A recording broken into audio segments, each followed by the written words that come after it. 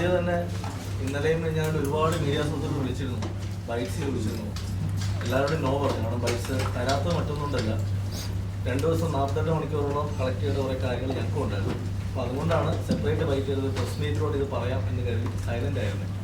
ഞങ്ങളുടെ ആ സൈലൻസ് കഴിഞ്ഞ് 2 ദിവസമായിട്ട് സോഷ്യൽ മീഡിയയിൽ നടക്കുന്ന വലിയ ക്യാമ്പയിനിങ് അല്ലെങ്കിൽ അറ്റാക്കും ഒക്കെ കാണുന്നുണ്ട്. എന്തുകൊണ്ട് സംസാരിക്കുന്നില്ല, എന്തുകൊണ്ട് പറയാത്തതുള്ളത്. കാരണം അത് പറയേണ്ട കാര്യങ്ങൾ കുറേ ഉള്ളതുകൊണ്ട്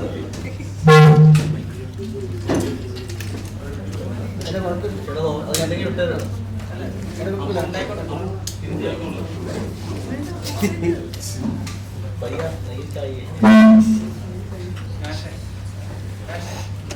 നിങ്ങൾക്ക് എല്ലാവരും കേൾക്കുന്നില്ലേ?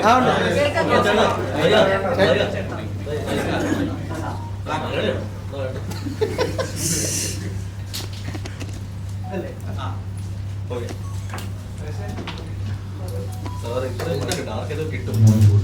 പറയാനുള്ള ഒരേ വിഷയമൊന്നുമില്ല, കയറി. അതായത് 2 ദിവസമായിട്ട് എല്ലാവരും വിളിക്കുന്നുണ്ട്. അപ്പം ഒരു റിപ്ലൈ കൊടുക്കാത്തതോ അല്ലെങ്കിൽ സോഷ്യൽ മീഡിയയിൽ ഇതിനെപ്പറ്റി ഒരു പോസ്റ്റ് ഇടാത്തതോ ഒക്കെ ഞങ്ങൾക്ക് പറയാനുള്ള കാര്യം കൃത്യമായിട്ട് ജനങ്ങളിലേക്ക് എല്ലാവരോടും എത്തിക്കാൻ വേണ്ടി വെയിറ്റ് ചെയ്തതാണ്. അതിന് ഞങ്ങൾക്ക് പെർമിഷൻ കിട്ടണമായിരുന്നു. ഞങ്ങളുടെ സംഘടനകളോട് സംസാരിച്ചിട്ടുണ്ടായിരുന്നു, ഈ വിഷയം അവരിലേക്ക് എത്തിച്ചിട്ടുണ്ടായിരുന്നു. അപ്പോൾ ഇപ്പോൾ ഇത് തുറന്നു പറയുന്നത് എന്താ വെച്ചാൽ, ഇനിയും ഇത് സംസാരിക്കാതിരുന്നാൽ ഇത് ഞങ്ങളുടെ പ്രൊഫഷണൽ ലൈഫിനെയും പേഴ്സണൽ ലൈഫിനെയും ബാധിക്കും. ഞങ്ങൾക്ക് കുടുംബമുണ്ട്, കുട്ടികളുണ്ട്. ഇവൻ കെട്ടിയിട്ടില്ല, ഇവന് കുടുംബമുണ്ട്. ഞങ്ങൾ 2 പേരും ഞങ്ങൾ കല്യാണം കഴിച്ചാണ്, കുട്ടികളുണ്ട്. അപ്പോൾ അവരിലേക്ക് പോലും ഈ പ്രശ്നം എത്തിത്തുടങ്ങുന്ന ഒരു അവസ്ഥ ഉണ്ടായപ്പോൾ അവരുടെ മാനസികാവസ്ഥകൾ ബാധിക്കുന്ന ഒരു അവസ്ഥയിലാണ് ഞങ്ങളിത്. പിന്നെ ജീവിതത്തിൽ ഒരിക്കലും ആഗ്രഹിക്കാത്ത ഒരു പ്രശ്നമായിരുന്നു. ഒരു സിനിമയുടെ പ്രൊമോഷന് വേണ്ടി വന്നിരിക്കുമ്പോൾ ഞാൻ ഏറ്റവും അഭിമാനിക്കുന്ന ആളാണ്. നിങ്ങളൊക്കെ ഞാൻ അന്നേരം കാണുമ്പോൾ എനിക്ക് ഭയങ്കര സന്തോഷമാണ്. പക്ഷേ ഇപ്പം ഞാൻ ഇരിക്കുന്ന ഈ സിറ്റുവേഷനിൽ ഞാൻ വളരെ സന്തോഷത്തോടെ എടുക്കുന്ന ഒരു പ്രസ് മീറ്റ് അല്ല ഇത്. പക്ഷേ എന്താണ് ശരി, എന്താണ് തെറ്റെന്ന് ഞങ്ങൾക്ക് പറയാൻ അവസരം കൂടെ ആണിത്. 2 ദിവസമായിട്ട് ഇവിടുത്തെ പല മാധ്യമങ്ങളും വലിയ രീതിയിൽ അറ്റാക്ക് ചെയ്യുന്നത് കാണുന്നുണ്ട്. അതെനിക്കറിയാം. ഒരു സൈഡ് മാത്രം കേട്ടതിൻ്റെ മാത്രം ന്യൂസ് കൊടുക്കലാണ്. ഞാൻ ആരെയും പേരെടുത്ത് പറയുകയല്ല. മുഖ്യധാര മാധ്യമങ്ങളും സോഷ്യൽ മീഡിയയിൽ ഞങ്ങൾ സപ്പോർട്ട് ചെയ്തിട്ടവരെ ഞാൻ കണ്ടു, സപ്പോർട്ട് ചെയ്യാതെ കണ്ടു. ഇതാരെയും കുറ്റം പറയുന്നില്ല, നിങ്ങൾ നിങ്ങളുടെ ജോലിയെ ചെയ്യുന്നത്. പക്ഷേ ഇപ്പം ഞങ്ങൾ പറയാനുള്ള കാര്യം കൂടെ കൃത്യമായി ജനങ്ങളിലേക്ക് എത്തിച്ചു കൊടുക്കുക എന്നൊരു കാര്യം ആദ്യമേ ഞങ്ങൾ റിക്വസ്റ്റ് ചെയ്തതാണ് ഈ പ്രസ് മീറ്റ് തുടങ്ങുന്നത്. ഇതിൽ ആദ്യമേ പറയാനുള്ളത്, ഞങ്ങളുടെ സിനിമ ചെയ്ത ഒരു നിർമ്മാതാവ്, അതായത് ഞങ്ങളുടെ സിനിമ എന്ന് ഞാൻ പറഞ്ഞത് ഇദ്ദേഹത്തിൻ്റെ സിനിമയും വിഷ്ണുവിൻ്റെ സിനിമയും ഞാൻ എഴുതിയ സിനിമ, ഞങ്ങളുടെ ലാസ്റ്റ് സിനിമ സുമതിയുള്ളവർ നിർമ്മിച്ച നിർമ്മാതാവിൻ്റെ ഒരു വീഡിയോ, അദ്ദേഹത്തിൻ്റെ അവസ്ഥ വളരെ മോശമാണ്, അദ്ദേഹം ആത്മഹത്യ ചെയ്യാൻ പോവാണ് എന്ന് പറയുന്നൊരു വീഡിയോ സോഷ്യൽ മീഡിയയിൽ എത്തുകയും, അത് നിങ്ങൾ പറയുന്ന പോലെ 3 ദിവസം മുന്നേ വന്നൊരു വീഡിയോ അല്ല, അത് അദ്ദേഹവും പറയുന്നുണ്ട്. 2 ആഴ്ച മുന്നേ വന്ന ആ വീഡിയോ, ഒരു രാത്രിയിൽ ആ വീഡിയോ അദ്ദേഹം ഇൻസ്റ്റാഗ്രാമിൽ അബദ്ധത്തിൽ പോസ്റ്റ് ആവുകയും പെട്ടെന്ന് അത് ഡിലീറ്റ് ചെയ്യുകയും ആ ഇൻസ്റ്റാഗ്രാം പോസ്റ്റ് ത്രെഡിൽ പിന്നീട് കിടക്കുകയും ആരോ അത് സ്ക്രീൻ റെക്കോർഡ് ചെയ്ത് ഷെയർ ചെയ്ത് ആ ദിവസങ്ങളിൽ കുറച്ച് ഗ്രൂപ്പുകളൊക്കെ വന്നിരുന്നു. ഈ വീഡിയോ വന്നതിൻ്റെ അറിഞ്ഞ അന്ന് രാവിലെ തന്നെ അദ്ദേഹത്തെ ഞാൻ വിളിക്കുകയും അദ്ദേഹത്തിൻ്റെ കൂടെ വർക്ക് ചെയ്യുന്ന ഈ പറയുന്ന അദ്ദേഹത്തിൻ്റെ സ്റ്റാഫ് മെമ്പേഴ്സിനെ വിളിച്ച് സംസാരിക്കുകയും അദ്ദേഹത്തെ ഞാൻ മെസ്സേജ് അയക്കുകയും അതിനുശേഷവും അദ്ദേഹം എനിക്ക് റിപ്ലൈ ആയിട്ട് ഞങ്ങൾ തമ്മിൽ കോൺവെർസേഷൻ ഉണ്ടായിരുന്നു. ഒരു അബദ്ധം പറ്റിപ്പോയതാണ് അദ്ദേഹം തന്നെ അത് പറയുകയുണ്ടായിരുന്നു. അതിനുശേഷം ഒരു 2 ദിവസം മുന്നേ ആ വീഡിയോ സോഷ്യൽ മീഡിയയിലേക്ക് എത്തുകയും അത് പിന്നീട് കേരളം എന്നല്ല, എനിക്ക് തോന്നുന്നു മലയാളം വായിക്കാൻ അറിയാവുന്ന ലോകം മുഴുവനുള്ള ആളുകൾ അത് കാണുകയും ഷെയർ ചെയ്യുകയും സെലിബ്രേറ്റ് ചെയ്യുകയും ഇന്ന് ഇവിടുത്തെ ഒരു മുഖ്യധാര പത്രത്തിൽ വാർത്തയെ വരെ എത്തിയിട്ടുണ്ട്. അപ്പോൾ അതിൽ ഞങ്ങളുടെ പേരുണ്ട്, ഇദ്ദേഹത്തിൻ്റെ പേരുണ്ട്, ഇദ്ദേഹത്തിൻ്റെ അവസ്ഥ പറയുന്നുണ്ട്. പക്ഷേ ഇതിൻ്റെ ഒരു സത്യാവസ്ഥ എന്താണ് എന്ന് ഞങ്ങൾക്ക് പറയാനുള്ളത് കേട്ടതിന് ശേഷമല്ല ഈ വാർത്തകളൊന്നും പുറത്തു വന്നിരിക്കുന്നത്. നമ്മളൊരു സിനിമ ചെയ്യുമ്പോൾ ഞങ്ങൾക്കറിയാം, ഞങ്ങളൊരു സിനിമ ചെയ്യുമ്പോൾ അതിൻ്റെ PR ചെയ്യാൻ വേണ്ടി നിങ്ങൾ പല ആളുകളും ഞങ്ങൾ കോൺടാക്ട് ചെയ്യാറുണ്ട്. നിങ്ങൾ ഈ ഓൺലൈൻ പ്രൊമോഷൻ ചെയ്യുന്ന ടീമുകൾ അല്ലെങ്കിൽ PR ചെയ്യുന്ന ടീമുകൾ ചോദിക്കുന്ന പൈസ തന്നിട്ടാണ് ഞങ്ങൾ ഇത്ര നമ്പേഴ്സ് ഓഫ് കാർഡുകൾ പോലും ഞങ്ങൾക്ക് ഒരു സിനിമയുടെ പ്രൊമോഷൻ തരുന്നത്. അതേ PR ടീം കഴിഞ്ഞ 2 ദിവസമായിട്ട് എടുക്കുന്ന നല്ല ജോലി സോഷ്യൽ മീഡിയ ഞങ്ങൾ കാണുന്നുണ്ട്. അതിൽ ഇന്നത്തെ ഏറ്റവും ലേറ്റസ്റ്റ് വാർത്ത ഞാൻ കണ്ടു, മാളിയപ്പുറം ഉണ്ണിമൂന്നനാണ് സംവിധാനം ചെയ്തത്. സത്യം പറഞ്ഞാൽ 2 ദിവസമായിട്ട് ഇത് കണ്ട് വളരെ ഷോക്കായിട്ടിരിക്കുന്ന ആളാണ് ഞാൻ.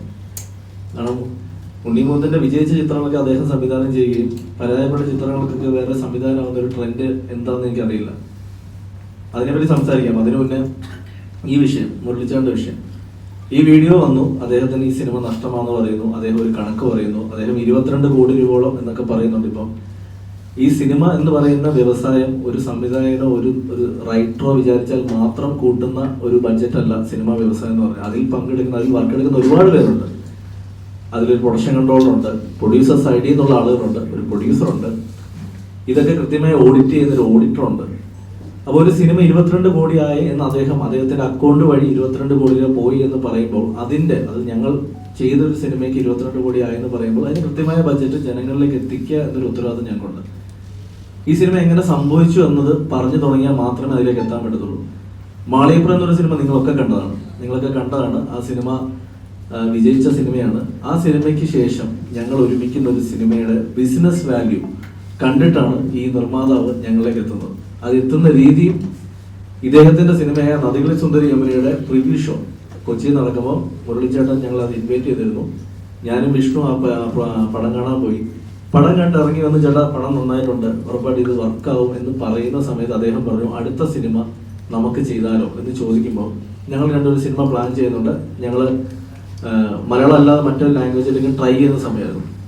അപ്പോൾ ഇവിടെ ഒരു സിനിമയും കൂടെ ചെയ്യണം എന്ന ആഗ്രഹത്തിൽ നിൽക്കുന്ന സമയത്താണ് എന്നാൽ പിന്നെ പടം ചെയ്യാം. അന്ന് മുരളിച്ചേട്ടനെ പറ്റിയുള്ള ഞങ്ങളുടെ ധാരണ, വെള്ളം എന്നൊരു സിനിമ നമ്മളെല്ലാം കണ്ടിട്ടുണ്ട്, അദ്ദേഹത്തെ ലൈഫ് നമ്മൾ കണ്ടിട്ടുണ്ട്, സക്സസ് ആയ ഒരു ബിസിനസ്മാൻ ആണെന്ന് കണ്ടിട്ടുണ്ട്. വളരെ ചിരിച്ചുകൊണ്ട് വളരെ പോസിറ്റീവായിട്ട് ഒരു പ്രൊഡ്യൂസർ നമ്മൾ പടം ചെയ്യുന്നു എന്ന് പറഞ്ഞ് നിൽക്കുമ്പോൾ ഞങ്ങൾ അദ്ദേഹത്തെ വിളിച്ചിട്ട് നമുക്ക് ചെയ്യാം ചേട്ടാ, ഞാൻ വിജീഷിനെ വിളിച്ചിട്ടാണ് അദ്ദേഹത്തിന്റെ നമ്പർ വാങ്ങിക്കുന്നത്, ചേട്ടാ നമുക്ക് പടം ചെയ്യാം എന്ന് പറഞ്ഞിട്ട് ഞാനും വിഷ്ണുവും അദ്ദേഹത്തിന്റെ ഫ്ലാറ്റിൽ പോവുകയും ഞങ്ങളൊരു കഥ പറയുകയും ചെയ്തു.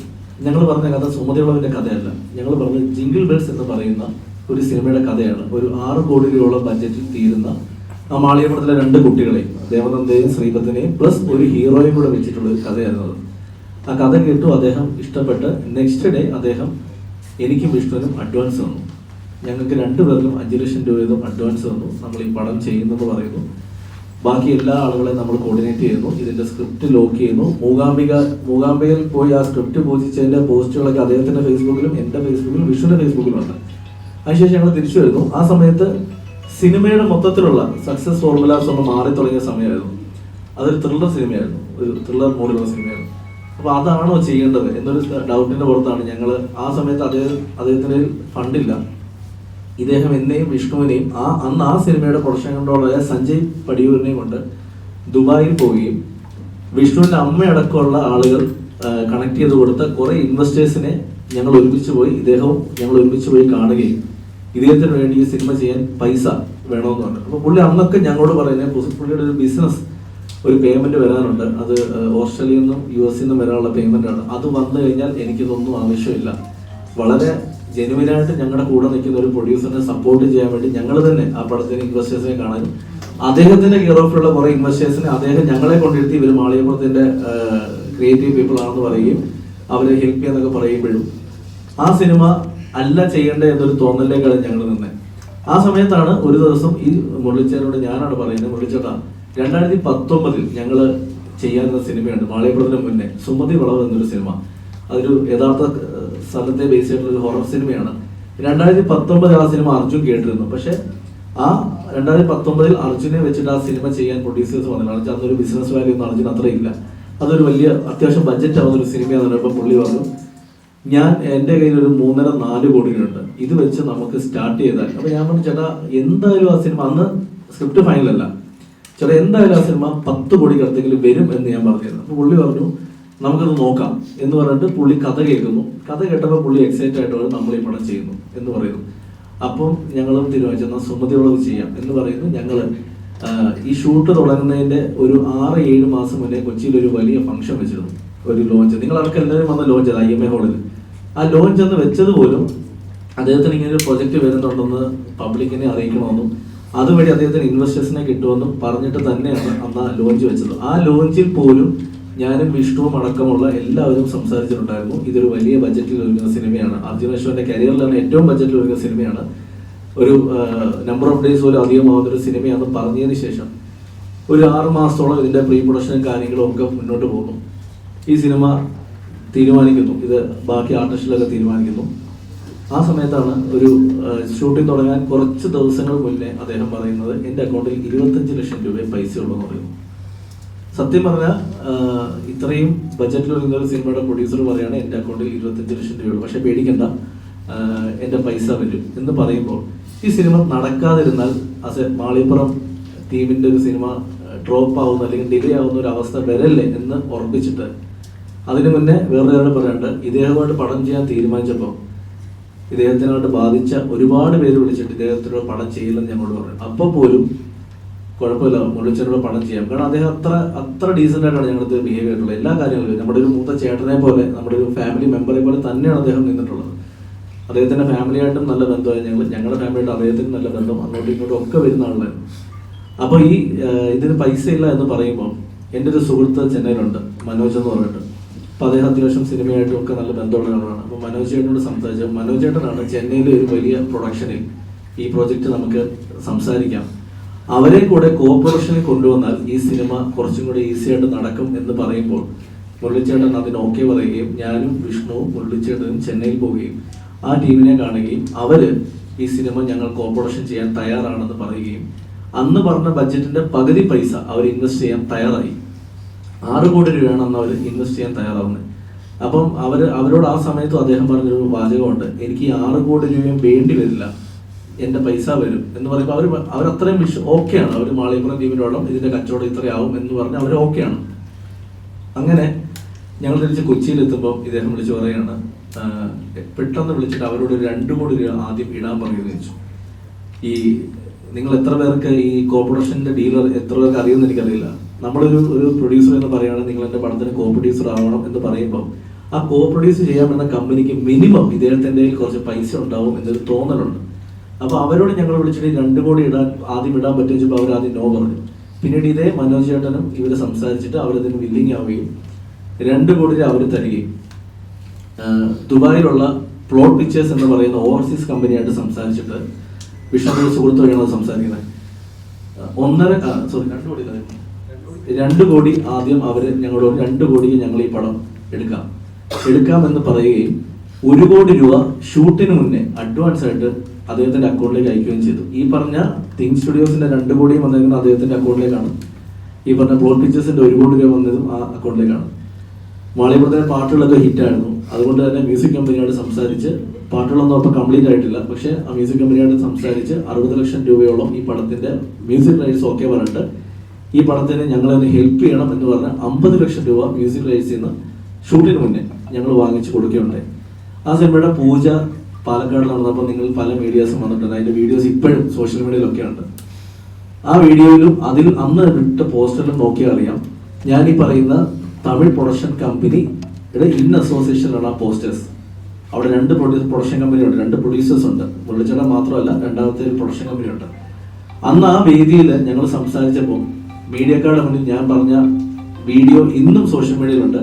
ഇതൊരു വലിയ സിനിമയാണ്, പറഞ്ഞ ബഡ്ജറ്റിൽ തീരുമെന്ന് പോലും അറിയില്ല, 90 ദിവസത്തിനടുത്ത് ഷൂട്ട് വരുന്നൊരു സിനിമ, ഏകദേശം 15 കോടിക്ക് 20 കോടിക്ക് അകത്ത് ആവാം എന്ന് ഞാൻ പറഞ്ഞൊരു സ്റ്റേറ്റ്മെന്റ് ഉണ്ട് അവിടെ. ഈ സിനിമയുടെ ഈ പറയുന്ന ചെന്നൈയിലുള്ള പ്രൊഡക്ഷൻ ഹൗസിന് കൊടുത്തേക്കുന്ന ബഡ്ജറ്റിന്റെ കോപ്പി ഞങ്ങളുടെ കയ്യിലുണ്ട്. മുരളിച്ചേട്ടൻ കൊടുത്തിരിക്കുന്നത് ഈ കൊടുത്തിരിക്കുന്ന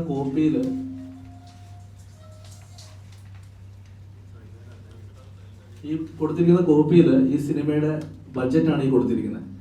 85 ദിവസം ഷൂട്ട്, 27 ലൊക്കേഷൻ, 5 പാട്ട്, 3 ആക്ഷൻ ബ്ലോക്ക്, 14 കോടി ബഡ്ജറ്റ്. ഇത് അദ്ദേഹം കൊടുത്തിരിക്കുന്നതാണ്. ഇന്ന് രാവിലെ ഞാൻ വേറെ കാര്യം അറിഞ്ഞു, അദ്ദേഹം പ്രൊഡ്യൂസർ അസോസിയേഷൻ കൊടുത്തിരിക്കുന്ന ഒരു കണക്കിൽ ഇത് 7 കോടിയുടെ ബഡ്ജറ്റാണെന്ന് കൊടുത്തിട്ടുണ്ട് നല്ലൊരു. അങ്ങനെയാണെങ്കിൽ ഈ കോർപ്പറേറ്റ് കമ്പനി ഇദ്ദേഹത്തിനെതിരെ ഫോർജറിക്ക് കേസ് കൊടുക്കുകയും ബഡ്ജറ്റ് കൂട്ടി കാണിച്ച് പൈസ വാങ്ങിച്ചാൽ ഇദ്ദേഹത്തിന്റെ കേസ് എടുക്കണം. കാരണം ഈ ബഡ്ജറ്റ് അല്ല ഈ പടത്തിനെങ്കിൽ അദ്ദേഹം എന്തിനാണ് 14 കോടി രൂപ ബഡ്ജറ്റിലുള്ള സിനിമ എന്ന് പറഞ്ഞ് മറ്റൊരു കമ്പനിയെ ചീറ്റ് ചെയ്ത് ഈ പടത്തിലേക്ക് കൊണ്ടുവന്നത്. ഇനി അടുത്തത് സിനിമ തുടങ്ങി, സിനിമ സ്റ്റാർട്ട് ചെയ്ത് ആദ്യത്തെ ബാറ്റ കഴിയുന്നു. ഈ 2 കോടി പ്ലസ് 1 50, 3,000 രൂപയിലാണ് ഈ പടം ഓടിക്കൊണ്ടിരിക്കുന്നത്. ആദ്യത്തെ ബാറ്റ കഴിഞ്ഞപ്പോൾ ഇദ്ദേഹം പറഞ്ഞു, പൈസ തീർന്നു, ഇനി നമുക്ക് അടുത്ത പൈസ റെഡിയാക്കണമെന്ന് പറഞ്ഞു. അപ്പം ഞങ്ങൾ അപ്പോഴും ചോദിക്കും, ചേട്ടൻ്റെ ഒരു ബിസിനസ് ഡീൽ വരാനില്ലേ, അത് ലേറ്റ് ആവും, എന്താ ചെയ്യുക എന്ന് ചോദിക്കുമ്പോൾ ഇതേ ചെന്നൈയിലുള്ള പ്രൊഡ്യൂസേഴ്സിനെ വിളിച്ചിട്ട് 2 കോടി രൂപയും കൂടെ വേണമെന്ന് പറയുന്നു. അവർ ഓഫർ ചെയ്ത് 6 കോടിയിൽ വീണ്ടും 2 കോടി ചോദിക്കുന്നു, 4 കോടി തരുന്നു. 20 ദിവസം കഴിയുമ്പോൾ വീണ്ടും അവരോട് തന്നെ 2 കോടി വാങ്ങിച്ചിട്ട് 6 കോടി രൂപ GST കട്ടയുള്ള 6 കോടി രൂപ അവർ കൊടുക്കുകയാണ്. അന്നേരം അവർ ഞങ്ങളോട് ചോദിച്ചൊരു ചോദ്യമുണ്ട്, then why there is another producer എന്ന് ചോദിച്ചു. ഇത് ഞങ്ങൾ പൈസ തന്നുകൊണ്ടിരിക്കുകയാണെങ്കിൽ എന്തിനാണ് വേറൊരു പ്രൊഡ്യൂസർ ബാക്കി വേണ്ടി ഞങ്ങൾ ചെയ്താൽ പോലെ എന്ന് അദ്ദേഹം ചോദിച്ചപ്പോൾ അദ്ദേഹം ഒരു സ്റ്റേറ്റ്മെന്റ് പറഞ്ഞു, ഇനിയും ഈ പടത്തിൽ കോ പ്രൊഡക്ഷനായിട്ട് ഞങ്ങളില്ല, ഞങ്ങളിത് ഫിനാൻസ് ചെയ്യാം, ഇൻട്രസ്റ്റ് സഹിതം തിരിച്ചു തന്നാൽ മതി എന്ന് പറയുകയും മുരളിച്ചേട്ടൻ അത് ഓക്കെ പറയുകയും ചെയ്തു. കുഴപ്പമില്ല, ഞാൻ മാത്രം മതി പ്രൊഡ്യൂസർ, ബാക്കി പൈസ ഞാൻ കൊണ്ടുവരാം എന്ന് പറയുകയും ഈ പറഞ്ഞ പ്രൊഡക്ഷൻ കമ്പനീനെ ഫിനാൻസ് ആക്കി മാറ്റുകയും പിന്നീട് വന്ന പോസ്റ്റേഴ്സിൽ അവരുടെ പേരുമില്ല, സൈഡിൽ എംബ്ലം മാത്രം വെക്കുകയുണ്ടായത്. പിന്നീട് അദ്ദേഹം ഈ പടം തീരുന്ന സമയമായപ്പോഴത്തേക്ക് കുറച്ച് പൈസ കൊണ്ടുവന്നത്, ഏകദേശം എൻ്റെ ഒരു കണക്ക് കറക്റ്റ് ആണെങ്കിൽ 3.5-4 കോടിയോളം അദ്ദേഹം പല സ്ഥലങ്ങളിൽ നിന്ന് കൊണ്ടുവന്ന് പല സമയത്താണ് ഈ പടത്തിൽ ചെയ്തിട്ടുണ്ട്. ശേഷം പടം തീർന്നു. ഈ പടം തീർന്നു കഴിയുമ്പം സിനിമ അറിയുന്നവർക്കും സിനിമ ഇൻഡസ്ട്രി വർക്ക് ചെയ്യുന്നവർക്ക് അറിയാം, ആർട്ടിസ്റ്റുകൾ ഡബ് ചെയ്യണമെങ്കിൽ അവരുടെ സാലറി സെറ്റിൽ ചെയ്യണം. ഈ സിനിമയിൽ ഒരു ആർട്ടിസ്റ്റിന് പോലും അദ്ദേഹം സാലറി സെറ്റിൽ ചെയ്തിട്ടില്ല. ഇന്നലെ അദ്ദേഹം മീഡിയയോട് പറഞ്ഞു, ഇതിൽ അഭിനയിച്ച പല നടന്മാരും വിളിച്ചിട്ട് അദ്ദേഹത്തോട് പറഞ്ഞു, എനിക്ക് പൈസ വേണ്ട ചേട്ടാ, ധൈര്യമായിട്ടിരിക്കുന്നു പറഞ്ഞത്. ഞാൻ എഴുതി വെച്ചു തരാം, ഇതിൽ അഭിനയിച്ച നടന്മാരുടെ എല്ലാം ഡീറ്റെയിൽസ് നിങ്ങൾക്കുണ്ടല്ലോ, നിങ്ങൾ അവരെയൊക്കെ പേഴ്സണലി വിളിച്ചിട്ട് ചോദിക്കുക ഇങ്ങനൊരു കാര്യം പറഞ്ഞിട്ടുണ്ടോ.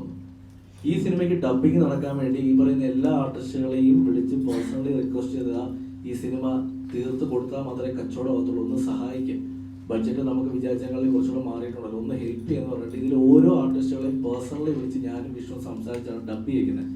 അതിനുശേഷം ഇദ്ദേഹത്തിനെതിരെ ഇതിന്റെ മ്യൂസിക് ഡയറക്ടർ കേസ് കൊടുത്തിട്ടുണ്ട്, അവന് കാശ് കംപ്ലീറ്റ് കൊടുത്തിട്ടില്ല. ഇതിന്റെ ക്യാമറാമാൻ കേസ് കൊടുത്തിട്ടുണ്ട്, അതിൻ്റെയൊക്കെ കോപ്പി ഇതിലുണ്ട്, ഞങ്ങളിത് കാണിക്കാം. ഇതിൽ വർക്ക് ചെയ്ത പല ആളുകൾ കേസ് കൊടുക്കുമ്പോഴും വിളിച്ച് സംസാരിച്ച്, എടാ അങ്ങനെയല്ല, പുള്ളി ഒരു സിനിമ ചെയ്യാൻ വേണ്ടി വന്നതാണ്, നമ്മൾ ഈ സിനിമ തീർത്തു കഴിഞ്ഞാൽ ഇതിന്റെ കണ്ടന്റിലും ഇതിന്റെ മേക്കിങ്ങിലും ഒക്കെ നമുക്ക് വിശ്വാസമുണ്ട്. അന്ന് പടം കണ്ട എല്ലാവരും, ഞങ്ങളുടെ ടീമായാലും പുറത്തുള്ളവരായാലും എല്ലാവരും ഹാപ്പിയാണ്. അങ്ങനെ ഈ റിലീസ് അടുപ്പിക്കുമ്പോൾ ഈ ചെന്നൈയിലുള്ള ടീമിനെ, അതായത് ചെന്നൈയിലുള്ള പ്രൊഡക്ഷൻ ഹൗസിനെ സെറ്റിൽ ചെയ്യണം. സെറ്റിൽ ചെയ്യാതെ ഈ പടം ഇറക്കാൻ പറ്റില്ല. ഏകദേശം 6 കോടി പലിശ അടക്കം 6,85,00,000 രൂപ സെറ്റിൽ ചെയ്താൽ മാത്രമേ ഈ സിനിമ ഇറങ്ങൂ എന്നൊരവസ്ഥ ഉണ്ടായപ്പോൾ ഇദ്ദേഹത്തെ കൊണ്ട് ഒന്നും ചെയ്യാൻ പറ്റില്ല എന്ന് മനസ്സിലായൊരു മൊമെന്റിലാണ് ഞാൻ ആ സമയം അടുത്ത സിനിമ ഗോകുലമായിട്ട് അനൗൺസ് ചെയ്തിരുന്നു. ഗോകുലമായിട്ട് ചെയ്യാൻ റെഡിയായിരുന്നു. ഗോകുലമായിട്ട് ഞാൻ സംസാരിക്കുകയും ഗോപാലൻ സാറിനെയും മൂർത്തി ചേട്ടനെയും മീറ്റ് ചെയ്ത് സംസാരിക്കുകയും ഇങ്ങനൊരു സംഭവം ഉണ്ട്, നമ്മളിത് സഹായിക്കണം, ഈ സിനിമ ഇറങ്ങണം എന്ന് പറഞ്ഞപ്പോൾ ഗോപാലൻ സാറും മൂർത്തി സാറും ഈ സിനിമ വന്ന് കാണുകയും അവർ ഈ സിനിമ ഇഷ്ടപ്പെട്ടിട്ട് നമ്മൾ ഇത് ചെയ്യുന്നു എന്ന് പറഞ്ഞിട്ട് അടുത്ത ദിവസം ഇദ്ദേഹത്തെ വിളിച്ചു വരുത്തുകയും ഈ ചെന്നൈ കമ്പനിക്ക് കൊടുക്കേണ്ട പേയ്മെന്റ് ഗോകുലം സെറ്റിൽ ചെയ്യണം. സെറ്റിൽ ചെയ്ത് കഴിഞ്ഞിട്ടും ഈ സിനിമ ഇറക്കണമെങ്കിൽ കുറച്ച് കടമ്പകളുണ്ട്, ഫൈനൽ ഔട്ട് അടിക്കണം, ബാക്കിയുള്ള സെറ്റിൽമെന്റ് ചെയ്യണം, സ്റ്റുഡിയോ റെന്റ് കൊടുക്കണം. ഇതെല്ലാം ഗോകുലത്തിന്റെ സൈഡിൽ നിന്നാണ് പോയിരിക്കുന്നത്. ഈ പൈസ എല്ലാം പോയിരിക്കുന്നത് അക്കൗണ്ട് ത്രൂ മുരളിച്ചേട്ടൻ്റെ വഴിയാണ്. അതായത് ഗോകുലം കൊടുത്ത പൈസയും ഡ്രീം പിക്ക് ഡിസ്ട്രിബ്യൂഷന്റെ കൊടുത്ത പൈസയും തിങ് സ്റ്റുഡിയോസിന്റെ പൈസയും ഒക്കെ പോയത് മുരളിച്ചേട്ടൻ്റെ അക്കൗണ്ടിൽ നിന്നാണ്. അപ്പൊ അദ്ദേഹത്തിന്റെ അക്കൗണ്ടിൽ നിന്നാണ് എല്ലാ പൈസയും പോയത്. അദ്ദേഹം മീഡിയയോട് പറയുമ്പോൾ അദ്ദേഹം ആലോചിക്കുന്നത് അദ്ദേഹത്തിന്റെ കാശല്ല, അദ്ദേഹത്തിന് വേണ്ടി ഈ സിനിമയ്ക്ക് വേണ്ടി ഇൻവെസ്റ്റ് ചെയ്തവർ കൊടുത്ത പൈസ പുള്ളി മറ്റൊരാൾക്ക് കൊടുക്കുന്നു. അത് എല്ലാം അദ്ദേഹം ഇന്നലെ ഒരു പേപ്പർ അദ്ദേഹം മീഡിയയുടെ മുന്നിൽ കാണിച്ചിരുന്നു. ഇതിന്റെ ടോട്ടൽ ബഡ്ജറ്റ് എന്ന് പറഞ്ഞിട്ട് ഞങ്ങൾ സൈൻ ചെയ്ത് കൊടുത്തുന്ന സാധനം, അതിൽ തന്നെ ഈ സിനിമയുടെ ടോട്ടൽ ഇൻകം, അതായത് ബിസിനസ്, ഞാൻ കളക്ഷൻ അല്ല പറയുന്നത്, പ്രൊഡ്യൂസർ ഷെയറും ബാക്കി ബിസിനസ് എല്ലാം കഴിഞ്ഞ് ഇൻകം 15 കോടി രൂപയാണ് അദ്ദേഹം കാണിച്ചിരുന്നത്. 15 കോടി കളക്ഷൻ വന്ന് അദ്ദേഹം തന്നെ സമ്മതിച്ചിട്ടുണ്ട്. പ്ലസ് അദ്ദേഹം അതിനോട് ആഡ് ചെയ്തത് കുറച്ച് പോയിന്റുകളുണ്ട്. അദ്ദേഹത്തിന്റെ കുറെ ഇൻട്രസ്റ്റ് കണക്കുകൾ, അദ്ദേഹത്തിന്റെ പേഴ്സണൽ ചെലവുകൾ, അദ്ദേഹം ആരുടെയൊക്കെ അടുത്തൊന്ന് പൈസ വാങ്ങിച്ചതിന്റെ എക്സ്പെൻസുകളൊക്കെ അദ്ദേഹം ഇട്ടിട്ടുണ്ട്. ഇതെല്ലാം കൂട്ടി 22 കോടി എന്ന് പറയുന്നു. ഞാൻ പറയുന്നത് ഓപ്പൺ ആയിട്ട് നമ്മൾ ഇതൊരു പബ്ലിക് ഓഡിറ്റിങ്ങിന് വിധേയമായിരിക്കും. ഈ സിനിമയ്ക്ക് ചെലവായ പൈസ ഒരു പബ്ലിക് ഓഡിറ്റിങ്ങിന് വിധേയമായിരിക്കും. ഞങ്ങൾ റെഡിയാണ്. ഇവിടെ അസോസിയേഷൻ ഉണ്ട്, ഇവിടെ നിങ്ങൾ മീഡിയ ഉണ്ട്, ജനങ്ങളുണ്ട്. കഴിഞ്ഞ 3 വർഷത്തെ എന്റെ അക്കൗണ്ട് ബാലൻസും വിഷ്ണുവിന്റെ അക്കൗണ്ട് ബാലൻസും ഇദ്ദേഹത്തിന്റെ അക്കൗണ്ട് ബാലൻസും വേണം ഞങ്ങൾ ബാങ്ക് സ്റ്റേറ്റ്മെന്റ്സ് തരാം. ഇപ്പോഴും ഈ 6 പടം ചെയ്തിട്ടും എങ്ങനെ ജീവിക്കുന്നുള്ളത് എനിക്കറിയാം. കാര്യം പുറത്തു നോക്കുമ്പോൾ ഞങ്ങളുടെ കഷ്ടപ്പാട് ഞങ്ങൾക്കുണ്ട്. ഈ സിനിമയ്ക്ക് ഇന്നലെ അദ്ദേഹം പറഞ്ഞു എനിക്ക് 25 ലക്ഷം രൂപ സോറി ഇനി അതിനി അടുത്ത് പറയല്ലോ 25 ലക്ഷം രൂപ എനിക്ക് തന്നു എന്ന് പറഞ്ഞു. ഞാൻ എൻ്റെ ബാങ്ക് സ്റ്റേറ്റ്മെന്റ് ഇന്നുമായിട്ട് മൊത്തം എടുപ്പിച്ചപ്പം അത് എനിക്ക് പല സമയത്തായിട്ട് അയച്ചിരിക്കുന്ന പൈസ ഒരു 17-18 ലക്ഷം രൂപയാണ് പല സമയത്തായിട്ട്. ഇതിൽ ഏറ്റവും വലിയ ഫൺ ഫാക്ടർ എന്താണെന്ന് വെച്ചാൽ സിനിമ റിലീസിന് മുന്നേയുള്ള പ്രൊമോഷൻ സമയത്ത് ഞാൻ ഇതിലെ ഓൺലൈൻ മീഡിയാസിന് അറിയാം, ഞാൻ അന്ന് പ്രൊമോഷന് ഹോസ്പിറ്റലിൽ നിന്നാണ്. എൻ്റെ അച്ഛൻ്റെ ബൈപ്പാസ് സർജറി കഴിഞ്ഞിട്ട് വെൽകെയർ ഹോസ്പിറ്റലിൽ കിടക്കുകയും ഞാൻ അവിടുന്ന് വരുന്നത്.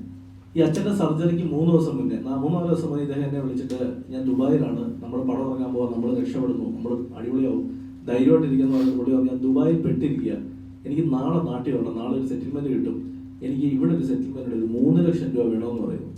ഈ 3 ലക്ഷം രൂപ വേണമെന്ന് പറയുമ്പോൾ നിങ്ങൾ ആലോചിച്ചോളാം, ഞാൻ അച്ഛൻ്റെ സർജറിക്ക് പൈസ എനിക്ക് കളക്ട് ചെയ്ത് വെച്ചിരിക്കുകയാണ്. അപ്പം ഞാൻ പറഞ്ഞു ചേട്ടാ എൻ്റെ കയ്യിൽ പൈസ കുറവാണ്, കാരണം മറ്റന്നാൾ സർജറിയാണ്, അല്ല നാളെ ഞാൻ എത്തും, ഒരു ടെൻഷനും വേണ്ട, അച്ഛൻ്റെ സർജറിക്കുള്ള പൈസ ബാക്കി ഞാൻ തന്നോളാം എന്ന് പറഞ്ഞിട്ട് ഞാൻ അദ്ദേഹത്തിന് 3 ലക്ഷം രൂപ ട്രാൻസ്ഫർ ചെയ്ത് കൊടുത്തു. ടിൽ ഈ ഡേറ്റ് വരെ എനിക്ക് ആ പൈസ തിരിച്ചിട്ടിട്ടില്ല, ഇതുവരെ തന്നിട്ടില്ല. പക്ഷെ ഞാനത് ഓക്കെ, അദ്ദേഹത്തിന് നഷ്ടം വന്ന് പറഞ്ഞപ്പോഴും ഓക്കെ, ഞാനത് ലാസ്റ്റ് മീറ്റിംഗ് നമ്മൾ ചേട്ടാ കുഴപ്പമില്ല, അത് ഞാൻ നോക്കിക്കൊള്ളാം എന്ന് പറഞ്ഞു. പക്ഷെ അന്നേരം എൻ്റെ അച്ഛൻ്റെ സർജറി സമയത്ത് എന്നെ ഹെൽപ്പ് ചെയ്തേക്കുന്നത് ഗോകുലത്തിൽ നിന്നും ബാക്കി എൻ്റെ സുഹൃത്തുക്കളുമാണ്. ഇന്ന് അദ്ദേഹം ഒരു അലിഗേഷൻ പറയുകയാണ്, ഞാനും വിഷ്ണുവും 7 കോടി രൂപയോളം അദ്ദേഹത്തെ പറ്റിച്ചു, ഞങ്ങൾ കള്ളനാണ്. ആ സ്റ്റേറ്റ്മെന്റ് ആണ് പുള്ളി പിൻവലിക്കേണ്ടത്.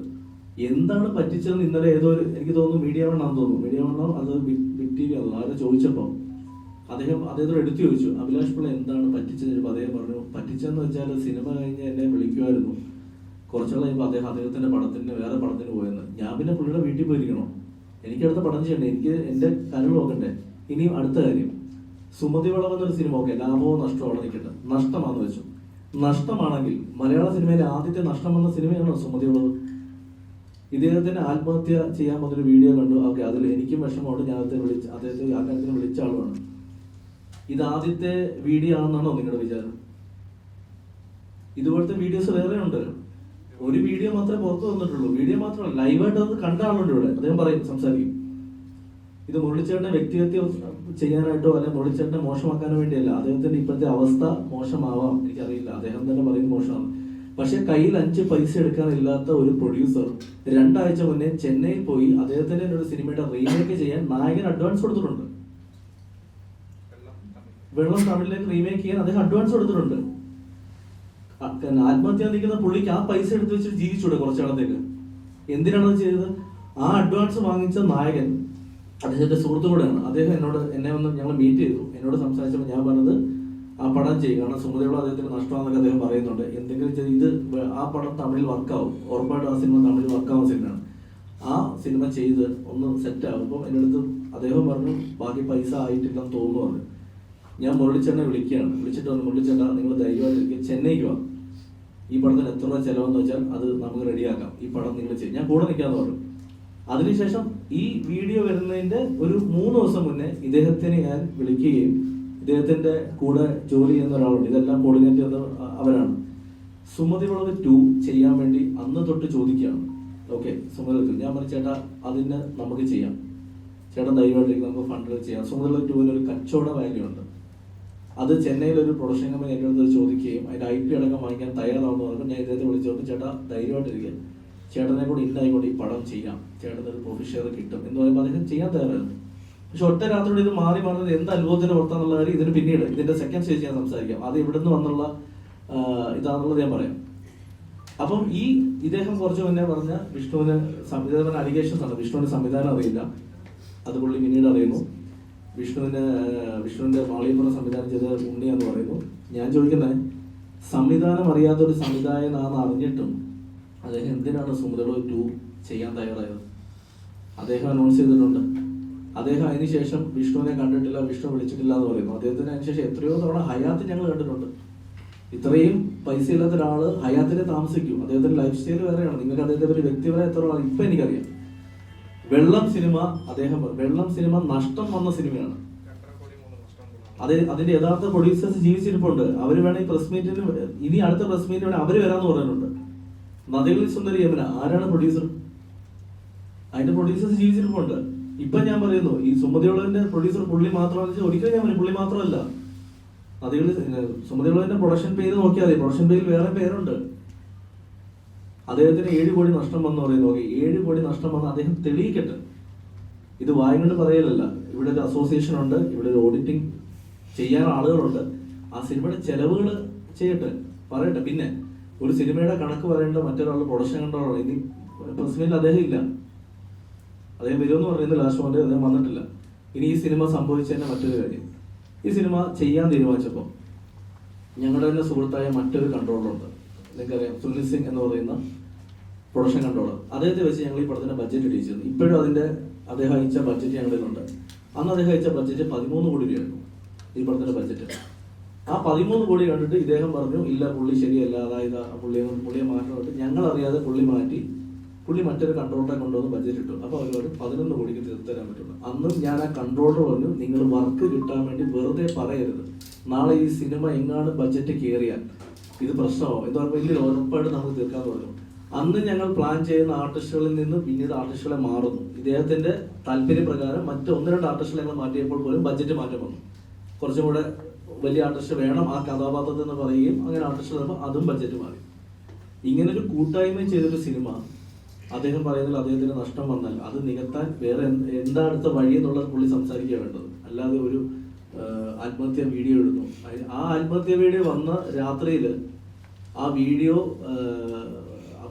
പുള്ളിക്ക് പരിചയമുള്ള ആരോ കാണുകയും അത് പുള്ളി ഇൻസ്റ്റയിൽ 5 മിനിറ്റ് ഡിലീറ്റ് ചെയ്തു. ത്രെഡിലാണ് കിടന്നതെന്ന് പറയുന്നു. ത്രെഡിൽ നിന്ന് സ്ക്രീൻ റെക്കോർഡ് ചെയ്ത് ആർക്കും അയച്ചിട്ട് പുള്ളിയുടെ വീട്ടിൽ പോയി നോക്കാൻ പറയുന്നു. പോലീസ് സ്റ്റേഷനിൽ പറയുന്നു. രാത്രി വീട്ടിൽ ചെന്ന് പുള്ളി സുഖമായി കിടന്ന് ഉറങ്ങുമായിരുന്നു. പുള്ളി ഒരിക്കലും ആത്മഹത്യ നിൽക്കല്ലായിരുന്നു. പുള്ളിക്കൊരു സ്ഥിരം ഇങ്ങനെ ഒരു പ്രശ്നമുണ്ട്. പുള്ളി ഒരുപക്ഷെ പുള്ളിയുടെ വിഡ്രോവൽ സിംറ്റത്തിന്റെ ആവാം, ലൈഫിന്റെ പ്രശ്നത്തിന്റെ ആവാം, അതൊക്കെ അത് വാട്ടർ വെറ്റീസ് അത് അദ്ദേഹത്തിന്റെ ദിവസത്തെ കാര്യം. പക്ഷേ ആ ഒരു ഒറ്റ ഇഷ്യൂവിന്റെ പുറത്ത് 2 ദിവസം മുന്നേ വരെ നമ്മളെ സപ്പോർട്ട് ചെയ്ത് അല്ലെങ്കിൽ ഞങ്ങളോട് സംസാരിച്ചിരുന്ന ആര് ഇതിന്റെ സത്യാവസ്ഥ തിരിച്ചറിയാതെ ഞങ്ങൾ കള്ളന്മാരാണ്, ഞങ്ങൾ പൈസ പറ്റിച്ചു എന്നൊക്കെ പറയുമ്പോൾ ഇതിൽ എവിടെയാണ് പൈസ പറ്റിച്ചെന്ന് മനസ്സിലാവുന്നില്ല. ഓക്കെ ഇദ്ദേഹത്തിന് 7 കോടി രൂപ പോയി, 7 കോടി രൂപ 3.5 എനിക്ക് 3.5 വിഷ്ണുവിന് എടുത്തു എന്ന് പറഞ്ഞാൽ ഓക്കെ ഞങ്ങൾ സമ്മതിക്കാം.